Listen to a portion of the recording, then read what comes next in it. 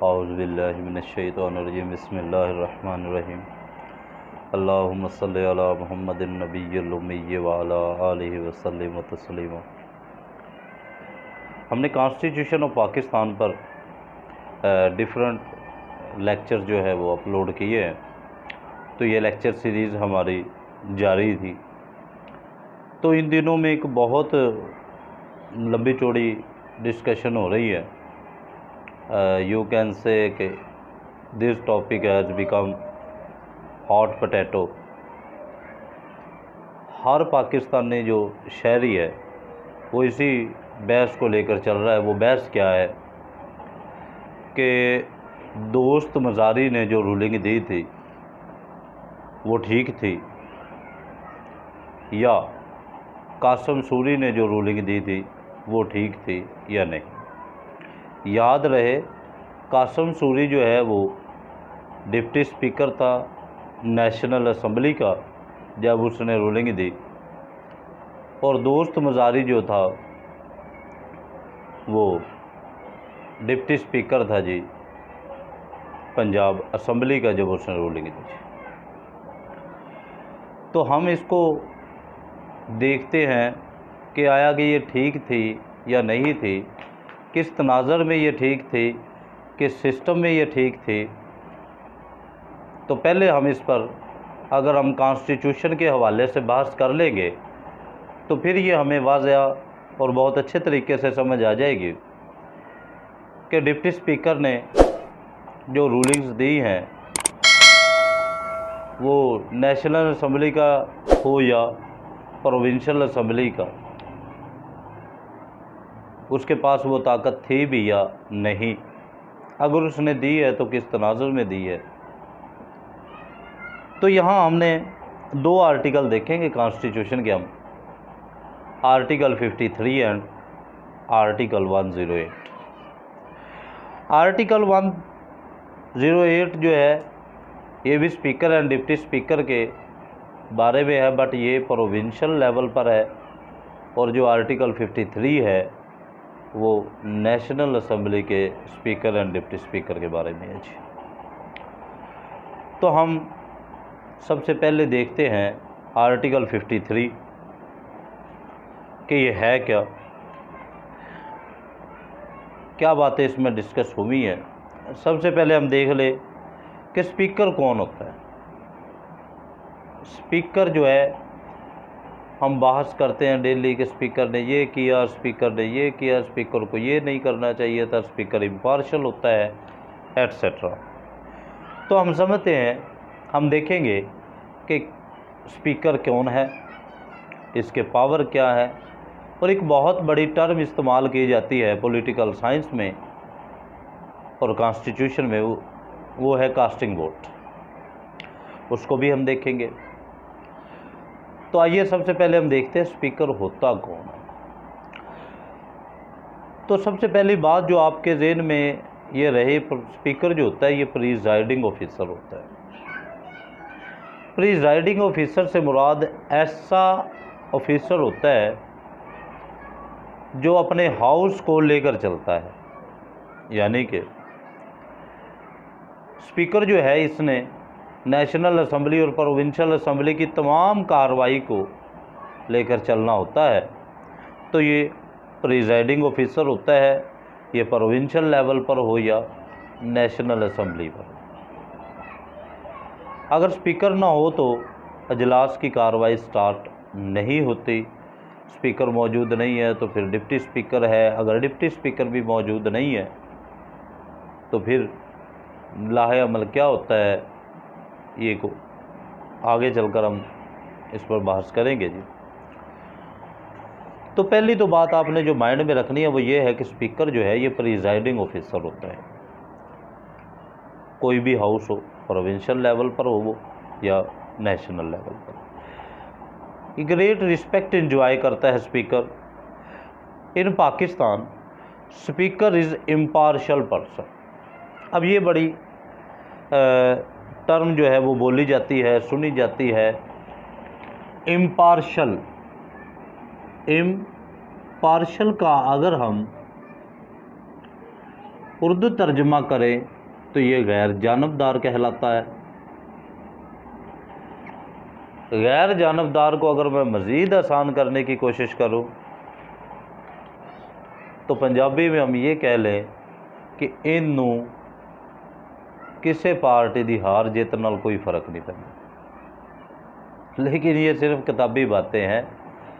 आपने ये political scenario में देख लिया है कि स्पीकर जो कितना वो गैर जानबदार है, इसको पीटीआई की कामयाबी से कितना फ़र्क पड़ता है, इसको पीएमएल-एन की नाकामी से कितना फ़र्क पड़ता है, इसको दूसरी सियासी जमातों की कामयाबी या नाकामी से कितना फ़र्क पड़ता है, और यह वाकई इम्पार्शल है, ये फ़ैसला आप खुद कर लेंगे।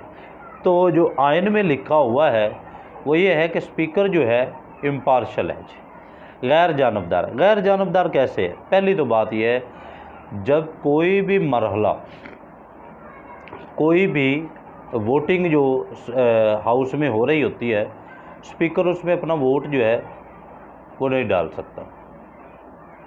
स्पीकर वोट नहीं देगा किसी भी तरफ जी। लेकिन एक शर्त है, मुकाबला टाई ना हो।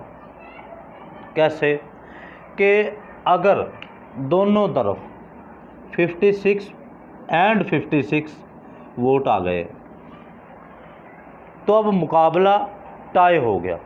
मुकाबला जब टाई होगा तो फिर स्पीकर ग्राउंड में आ जाता है और फिर स्पीकर अपना वोट जिस तरफ देगा वो विन कर जाती है। और ऐसी सिचुएशन में जब स्पीकर वोट देता है तो इसी को कास्टिंग वोट कहते हैं जी। स्पीकर यहाँ फिर अपना वोट कास्ट करता है और ये वोट जो होता है ये कास्टिंग वोट कहलाता है। अदरवाइज़ जो स्पीकर वो है ये इम्पार्शल है, ये वोट नहीं देगा, ये किसी भी पार्टी के साथ इसकी अट्रैक्शन नहीं होगी, टिल्ट नहीं होगा। जब अगर किसी भी सियासी पार्टी का बंदा जिस वक्त स्पीकर बन जाता है तो फिर वो तमाम हाउस का स्पीकर होता है, किसी एक पार्टी का नहीं होता। क्योंकि प्रिजाइडिंग ऑफिसर से मुराद ही ये है कि पूरे हाउस को लेकर चले। लेकिन ये हम देख रहे हैं कि इस दौर में या जो अब करंट सिचुएशन जो चल रही है हमारे पॉलिटिकल सिस्टम की, तो इसमें स्पीकर जो है वो कितना और किस हद तक जो है वो इम्पार्शल है। Before the transaction of any business, speaker and deputy speaker are chosen amongst the members of the assembly. जी होता क्या है कि जब इलेक्शन हो गए, इलेक्शन होने के बाद जब ये पहला सेशन होता है, बल्कि जब मिलते हैं ये, तो सबसे पहले इन्होंने काम जो करना होता है वो स्पीकर को इलेक्ट करना होता है। स्पीकर और डिप्टी स्पीकर को ये इलेक्ट करता है हाउस। क्योंकि जब तक ये इलेक्ट इसको नहीं करेंगे तो हाउस की कार्रवाई आगे नहीं चलती जी। तो ये फिर उसको करते हैं जी। पोजीशन क्या है जी? देखिए, स्पीकर जो है, स्पीकर को इलेक्ट करता है house under the constitution of 1973। 1973 के आइन के तहत स्पीकर और डिप्टी स्पीकर को मुंतखब किया जाता है, जो आर्टिकल 53 है जी। अकॉर्डिंग टू आर्टिकल 53, मैं आर्टिकल 53 की जो है वो रीडिंग करता हूँ। होता क्या है जी कि according to article 53, after the general election, general election हो गए। जब जनरल इलेक्शन हुए, द नेशनल असेंबली शैल, या प्रोविंशियल असेंबली, नेशनल असेंबली, जो भी फर्स्ट मीटिंग जो होती है उसकी, and to the exclusion of any other business elect from amongst its members are speaker and a deputy speaker। House के वो मेंबर होंगे, बाहर से बंदा जो है वो सिलेक्ट नहीं किया जाएगा। स्पीकर और डिप्टी स्पीकर जो है वो उसी हाउस के मेंबर होंगे जिसमें उसको सिलेक्ट किया जाना है।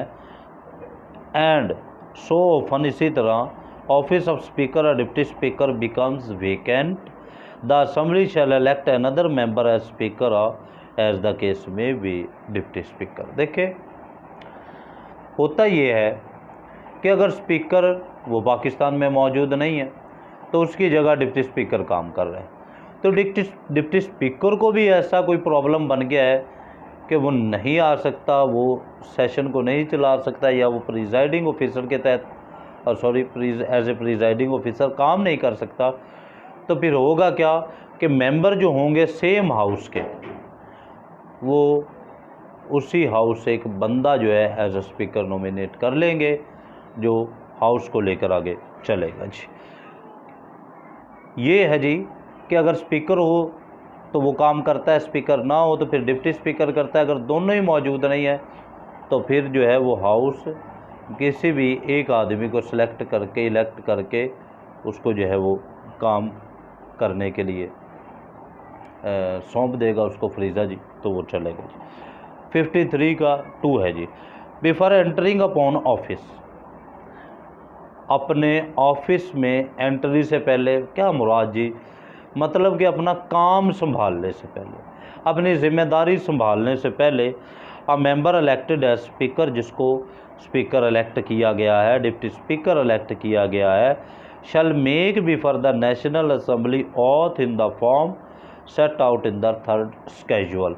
थर्ड स्केड्यूल में जो तरीक़ाकार दिया गया है उसी के तहत स्पीकर और डिप्टी स्पीकर जो है वो ओथ लेंगे बिफोर द असेंबली या फोरम जी, जहां वो चल रहा है जी। ये 2 के तहत है जी। 3 जी, when the office of speaker is vacant, जब वो खाली हो जाता है, या स्पीकर इज़ अब्सेंट, या वो अब्सेंट होता है, या is unable to perform. Unable to perform से क्या मुराद है जी कि वो बीमार हो गया है, वो कोई ज़रूरी काम से बाहर चला गया है। अनएबल टू परफॉर्म इस function due to any case, any case वो बीमारी भी हो सकती है, वो कोई एमरजेंसी भी हो सकती है, वो कोई अब्रोड बैरून मुल्क का दौरा भी हो सकता है, कोई भी रीज़न हो सकती है। The deputy speaker shall act as speaker, तो डिप्टी स्पीकर जो है वो एज स्पीकर एक्ट करेगा। And if at that time, उस वक़्त the deputy speaker is also absent, वो भी एबसेंट है, is unable to act as speaker due to any case, का किसी भी वजह से डिप्टी स्पीकर भी मौजूद नहीं है और वो भी काम नहीं कर सकता, तो फिर such member as may be determined by the rules of procedure of the assembly, तो फिर असेंबली जो है वो किसी और बंदे को रूल के तहत, कानून के तहत उसको इलेक्ट करेगी और वो आगे प्रिजाइड करेगा जी मीटिंग को।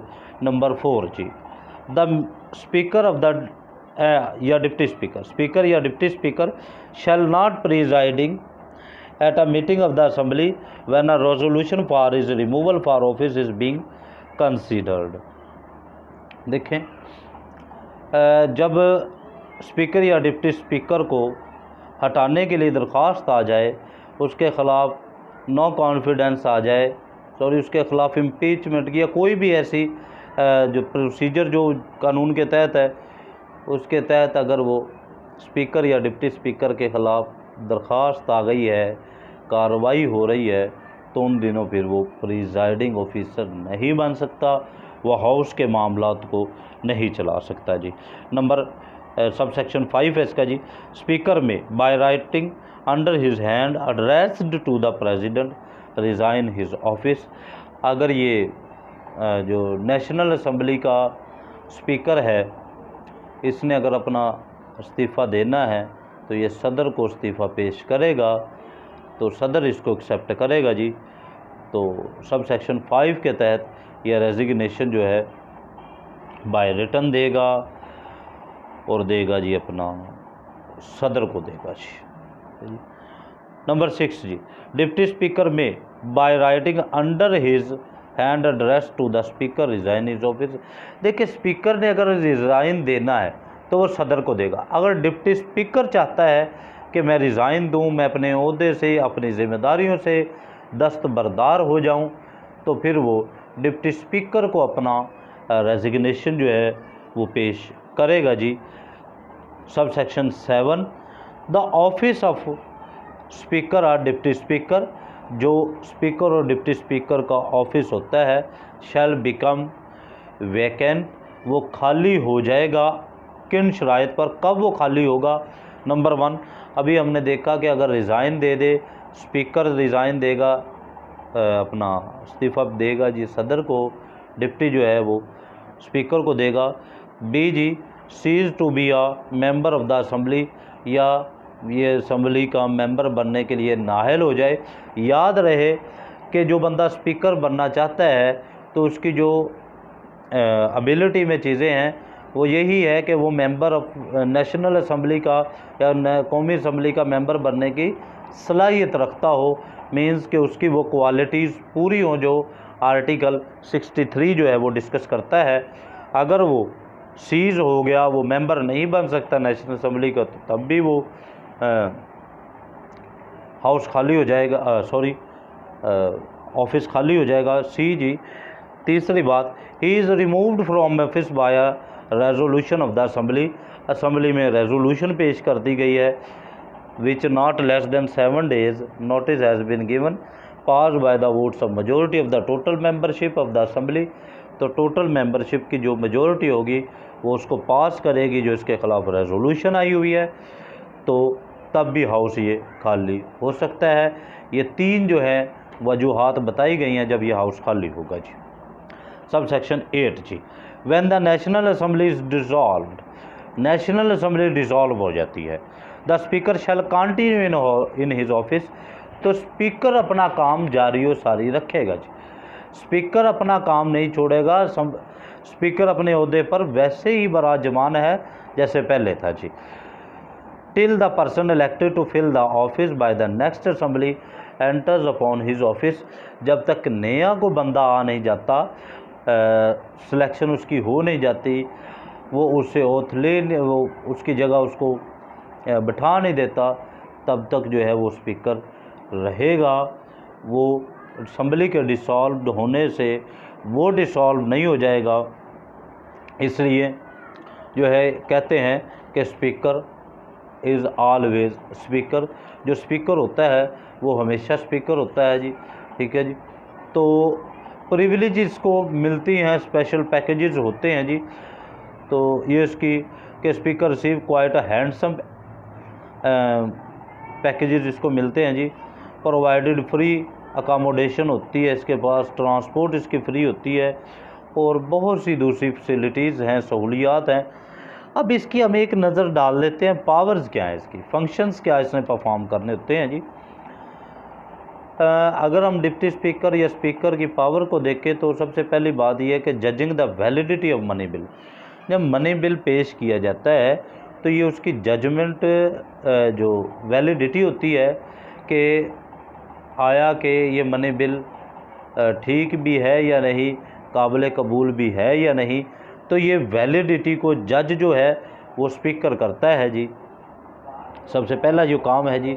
दूसरा इसका काम है जी, ये प्रिजाइड करता है जी सेशन को, जो हाउस में हो रहा होता है जी, सदारत करता है। आप देखें अक्सर स्पीच करने वाले मेंबर जो होते हैं वो कह रहे होते हैं जनाब स्पीकर, जनाब स्पीकर, यानी कि जब वो बात कर रहे होते हैं तो वो बार बार स्पीकर साहब को मुखातब कर रहे होते हैं जी। नंबर 3 जी, मेंटेनेंस ऑफ डिसिप्लिन, इसने हाउस के डिसिप्लिन को मेंटेन रखना होता है। देखें बाज़ औक़ात आप देखते हैं कि स्पीकर कहता है कि कोई भी हज़रात अगर स्पीच कर रहा है या शोर कर रहा है तो वो उसको वार्न करता है कि अगर आप नहीं इस काम से हटेंगे, अगर आप शोर गोगा करने से बाज नहीं आएंगे, अगर आप हाउस के इन्वायरमेंट को नॉइसली पोल्यूट करेंगे तो मैं आपको जो है वो बाहर निकाल दूंगा या मैं आपका माइक बंद कर दूंगा। तो ये सदर स्पीकर ने ही टाइम देना होता है कि अब कौन सा मेंबर असम्बली जो है वो बात करेगा, कितनी देर बात करेगा। तो मेंटेनेंस को, इस डिसिप्लिन को इसी ने मेंटेन करना होता है। कास्टिंग वोट इसने कास्ट करना होता है, वो मैं ऑलरेडी आपको बता चुका हूँ कि कास्टिंग वोट क्या है जी। ग्रांट करता है परमिशन ऑफ क्वेश्चंस, ज़ाहिर बात है ये माइक ओपन करता है कि अब कोई जो है वो बात करना चाहता है मेंबर, या कोई वो चाहता है कोई सवाल पूछना, तो ये परमिशन ये देता है जी। तो ये एक्टिंग प्रेसिडेंट भी होता है। अगर आपका मुल्क का सदर अब्सेंस है, मौजूद नहीं है, तो उसकी जगह फिर चेयरमैन ऑफ सेनेट जो है वो एक्टिंग प्रेसिडेंट होता है, कायम मुकायम सदर। अगर वो भी मौजूद नहीं है तो फिर नेशनल असम्बली का जो स्पीकर होता है वो एक्टिंग प्रेसिडेंट के तौर पर काम करता है जी। आखिरी बात जी, सम्मन ये बना सकता है सेशन ऑफ असम्बली का, वो प्रोविंशियल असम्बली हो, वो नेशनल असम्बली हो। तो जो प्रोविंशियल असम्बली का सेशन बुलाएगा वो प्रोविंशियल लेवल का स्पीकर होगा, और नेशनल असम्बली में जो है वो नेशनल असम्बली का स्पीकर सेशन बुला सकता है। जॉइंट सेशन ये बुला सकता है at the recommendation of president. तो ये कुछ बातें हमने डिस्कस करनी थी। अब हम जो पहली बात थी जो मैंने आपको बताया था कि डिस्कशन ये चल रही है कि दोस्त मज़ारी ने जो रूलिंग दी है वो ठीक है, या कासिम सूरी ने जो रूलिंग दी है वो ठीक है। तो यहाँ बात एक मैं आपको बता दूँ, जब कासिम सूरी ने ये रूलिंग दी थी कि ये मरासला बाहर से आया है, उसकी वजह से रजीम चेंज करने के लिए कोशिशें की गई हैं, तो तब जब सुप्रीम कोर्ट ने एक्शन लिया तो एक बात जो वहाँ कानूनी तौर पर नुक्ता उठाया गया था, वो बात आप समझ लें, गौर से इस बात को सुनिएगा कि जब उन्होंने वोट ऑफ नो कॉन्फिडेंस की एप्लीकेशन या तहरीक लॉन्च की, जो असम्बली में उन्होंने जमा करवाई, तो अगर तब ये कहकर उसका इनकार कर दिया जाता, उसको पास ना किया जाता या उसको एक्सेप्ट ना किया जाता, वो मूवमेंट को, वो एप्लीकेशन को जो अपोजिशन ने दी थी, ये कहकर उसको रिजेक्ट किया जाता कि ये क्योंकि बाहर से मरासला आया है तो इसलिए इसको रिजेक्ट किया जाता है। आप रजीम चेंज करने की कोशिश करते हैं, आर्टिकल जो है 6 के ज़िमरे में भी आप आ सकते हैं एट्सेट्रा। तो ऐसी बात करके वहाँ से रिजेक्ट कर दिया जाता तो फिर ये ठीक थी रूलिंग उसकी। लेकिन हुआ क्या था, वो असद कैसर ने एक्सेप्ट कर ली थी। उसके बाद वोटिंग के लिए डेट दी गई थी। जिस दिन वोटिंग के लिए डेट दी गई उस दिन ये काम किया गया। तो तब ये सवाल उठाया गया था कि जब आपने इसको रिजेक्ट करना था तो पहले एक्सेप्ट क्यों किया? जब ये एक्सेप्ट हो गई तो फिर अब रिजेक्ट करने का जवाज़ क्या है? तो अगर ये उसी दिन रिजेक्ट कर दी जाती तो वो आईनी था सिस्टम। लेकिन अब क्योंकि पहले पास कर ली गई, जब पास कर ली गई तो फिर अब वोटिंग के डेट दिन आप कैसे जो है इसको रिजेक्ट कर सकते हैं, ये कहकर कि ये तो मरासले की वजह से आई थी, तो इसलिए वो उसकी रूलिंग को गैर आईनी करार दिया गया। जो दोस्त मज़ारी की ने जो कहा कि मैं काफ लीग के जो वोट हैं 10 वो पीटीआई को उन्होंने दिए हैं, तो लिहाजा वो काउंट नहीं होंगे, क्योंकि चौधरी शुजात जो कि पार्टी सरबराह था उसने ये कह दिया कि ये पीटीआई को वोट दे तो ये मेरी डायरेक्शन के अगेंस्ट है जी, तो लिहाजा मैं इनको रिजेक्ट करता हूँ। तो अब देखें यहाँ एक बात ये सामने आई कि चौधरी शुजात पार्लियामेंट में बैठा है, वो हाउस का मेंबर है। अगर वो हाउस का मेंबर नहीं है तो वो पार्लिमानी लीडर नहीं है। अगर वो पार्लिमानी लीडर नहीं है तो अब इसके लिए और मामला थे, इसके लिए और बातें थी। तो उन्होंने कहा क्योंकि ये 10 मेंबर हैं, ये तो पार्लियामेंट का हिस्सा है, ये तो वोट कास्ट कर सकते हैं, तो लिहाजा उन्होंने यहाँ ये ब्लेम किया, ये बात की कि ये क्योंकि पार्लिमानी सिस्टम का हिस्सा नहीं है, तो लिहाजा चौधरी शुजात की ये बात इसको अहमियत नहीं दी जा सकती, क्योंकि हमने वोटर का भी ख्याल रखना है, क्योंकि वो तो मेंबर हैं और वो ऑलरेडी वोट वहाँ दे रहे हैं। तो बहरहाल अदलिया जो मौजूद है वो देख रही है, वो मामलात को आए दिन टैकल कर रही है। तो जैसे हमारे मुअज़्ज़ज़ जज साहिबान या अदलिया को कानून में कोई भी रास्ता नज़र आता है या कानून में कोई भी प्ले नज़र आती है तो वो उसके मुताबिक फ़ैसला देते हैं वो बिल्कुल आईनी फ़ैसला देते हैं। गैर आईनी फ़ैसले जो हैं वो ना तो किसी जज की ख्वाहिश होती है देना और ना ही अदलिया को इसका कोई फ़ायदा होता है। तो ये था हमारा स्पीकर और डिप्टी स्पीकर के बारे में थोड़ा सा कोशिश थी कि आपको इन्फॉर्म किया जाए आर्टिकल 53 और 108 के। तो बहैसियत स्टूडेंट अगर मुझसे कोई गलती इसमें हो गई हो तो आप मेरी रहनुमाई फरमा दीजिएगा। अल्लाह हम सब को एक दूसरे के लिए आसानियाँ बांटने वाला बनाए। अल्लाह हम सब का हामी व नासिर हो। अल्लाह हाफिज़।